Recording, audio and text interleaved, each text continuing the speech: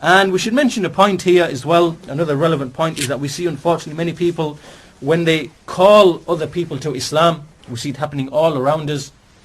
We see lectures taking place and exhibitions taking place, and we see that often the Muslims will try to impress non-Muslims by showing how great were the Muslims because they made so many advancements in science and technology and this and whatever. And in this way they're trying to impress upon the non-Muslims and use that as a means to invite the people to Islam. This is not the way that this is not what we call them to.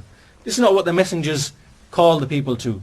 And, leaving aside the fact that most of these so-called scientific discoveries were not made by Muslims, they were actually made by kuffar. They were not made by Muslims. They were made by Sabaeans. They were made by philosophers. Many of these people weren't even Muslim, like Ibn Sina. He wasn't a Muslim. A lot of the architects, if you do your research, you will find that a lot of these people weren't actually Muslim, even though they have Muslim-sounding names, and even though they dressed as like Muslims dress, and even though they lived amongst the Muslims. If you research in all of the names of these people, you find a lot of them were actually Sabaeans. And the Sabaeans were a group of people who were philosophers. Historically speaking, they used to worship the stars and they were into astrology and so on and so forth. And these were the ones who, through the philosophy, they actually made a lot of the discoveries and a lot of the advancements in science and whatever. They weren't actually Muslims. This is a fact. It's a fact. And you see that the non-Muslims in turn, they will come along and they start ridiculing these Muslims who are trying to use this as a proof to argue for Islam.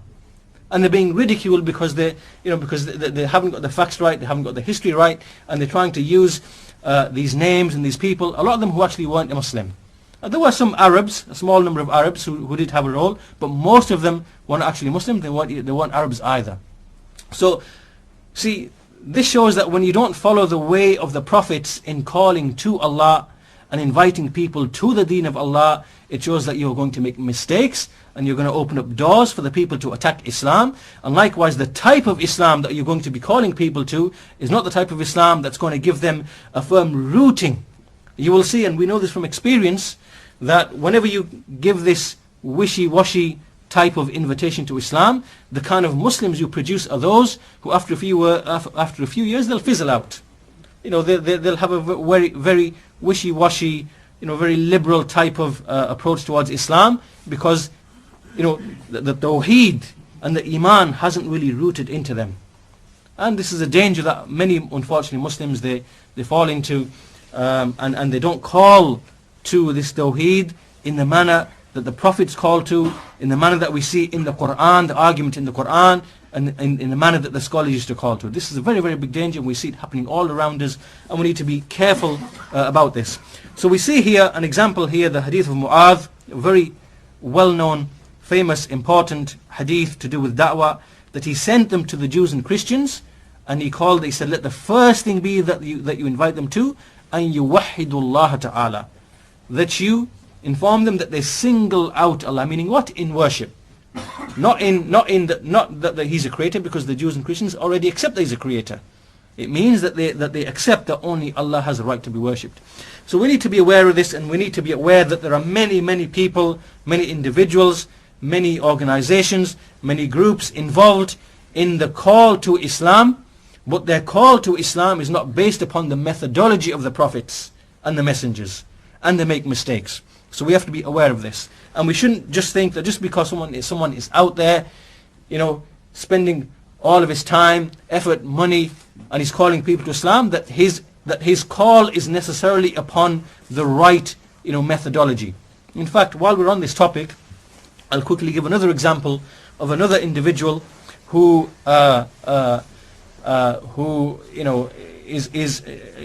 makes big mistakes in this subject. Is a man called Zakir Naik, who's very famous. He's everywhere. He's on the TV, he's on the satellite, he's everywhere. You can't fail to understand, to come across this man. Now, unfortunately, we have a disease in our times where someone can be a scholar of everything except Islam and the Sunnah and Tawheed, and he's considered to be a scholar of Islam. This man is not a scholar of Islam, he's a scholar of the Bible, and he knows the Bible, he's memorized the Bible. So if you ask him about the Bible, he will rattle off and memorize something that will impress a lot of people.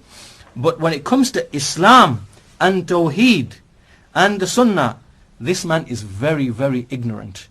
And that there is a very dangerous combination. And to give one example of his ignorance, and in fact there's a whole catalogue of examples. One example is that he claims that what the Hindus worship of the Brahma, the names that they have, Shiva and Vishnu and whatever, that these are the names of Allah. And it is permissible for a Muslim to call upon Allah through these names, because he claims these are the names of Allah. Now, this shows his ignorance on two levels. First of all, from the angle of Islam, we should know that we can't speak about Allah without knowledge. To speak about Allah without knowledge is haram. It is the greatest sin. In fact, it is the greatest sin from which shirk itself springs from. To speak about Allah without knowledge. So firstly, Allah's names are those which He revealed to us and which He taught to us. And it is haram for anybody to claim that such and such is the name of Allah except with a proof. And this shows the danger of ignorance. Secondly, on a second level, if he'd done his research correct, and if he'd done his research, he would understand that these three gods of the Hindus, there's actually three gods, there's Vishnu, Shiva and Brahma, I think, whatever.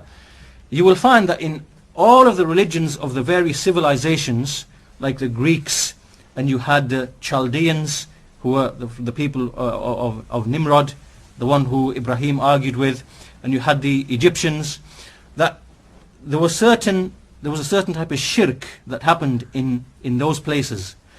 And that shirk was the same shirk that then went into Greece, and it went into Rome, and it went amongst the Hindus. And likewise, it's what the Christian religion evolved out of as well. And that shirk is, basically, you have a mythology amongst the Egyptians and the Greeks. And basically you have they have this god, like to give an example with Egypt, they have this god called Osiris, and then there's another female called Isis, and then there's a son that they have which is called Horus. And so he's the son of God, as in the first one is the son of God, S-O-N of God, and then he has a son, he's called the son, the first one is the son of God, S-U-N, the son, and the one who's born, he's called the son, as in the S-O-N of God. So they have this three gods. And we have the same thing in Babylon, and then this mythology moved to Greece, then it went to Rome, and likewise the Hindus have it, and the Hindu version is the Vishnu, Shiva, and the other one. Right? So they've derived the shirk from its roots, which comes from Egypt, and then it went across the civilization. So when you do your research and you go into all the history books, and you look into all the books, you find that this is how the shirk started from these places, then it moved across the civilizations, and then they just simply made their own version of the same event, or the same mythology. So here, this individual who's involved in giving dawah to the people, these are the kind of blunders he's making on the issues of al-asma wa sifat and al-uluhiyya. This is the greatest type of jahl. And so from this we should understand that just because someone, we won't take from him that he's memorized the Bible, but memorizing the Bible does not make you a scholar of Islam or Tawheed or the Sunnah. And we should be aware of this. The second point is that about him is, I think the best way to illustrate it is if I give an example from Islam. If you imagine a Christian came along and he began to take the verses of the Quran, or he began to take verses of the Sunnah and give his own interpretation to them, then we as Muslims would say to him, hold on, wait a minute. This is not the way we interpret the Quran. Rather, we go to Ibn Kathir, and we go to At-Tabari, and we go to the explanation of the Mufassirin, the Tabi'een, like Mujahid and Qatada and Ikrimah and Ibn Abbas and whatever. And so how they explain the Quran, that's how we understand the verse. And similarly, if you take a hadith, and we go to Fathul Bari, we go to likewise the Fathul Bari of Ibn Rajab al-Hanbali, we go to Sharh Sahih Muslim of Imam Nawawi, and we go to all the explanations that the scholars have done of Abu Dawood and whatever, and we understand the hadith because this is the orthodox Muslim way of understanding those texts. In the same way, the Christians have absolutely slaughtered this man, because they've said to him, they've used the same argument against him. They've said to him, you are coming along, you're rattling off these verses off the top of your head, and what you're doing is you are totally misinterpreting the correct understanding of these verses, of these texts, according to our Orthodox Christian commentaries. Right? So they've brought a counter argument, totally destroyed, because this is a valid argument. Just like we wouldn't accept it from a Christian to start interpreting our texts upon other than our standard books, then likewise the Christians don't accept that you start using the verses in a certain way to interpret them in a manner other than our Orthodox text. And this is a valid argument. This is an acceptable argument. It's rationally it's correct. And for that reason, there are some very shrewd, very intelligent, very clever Christians who've absolutely slaughtered, his arguments. So unfortunately, it seems that the only people who see this man as a great scholar are the Muslims. The Christians don't really see him as a great scholar. They see him as someone who is distorting, fabricating, and twisting their texts. So the point being here is that we have to be very careful as Muslims and truly appreciate the call of the Prophet. We have to truly understand, what is this Tawheed? What is the foundation of our religion? What is it based upon? What did the Prophets call to? And that's what we have to follow and understand. So when we call the Christians and Jews or whatever, we understand what is it that we are calling them to. And when we call them to that, we won't fall into the likes of these types of mistakes.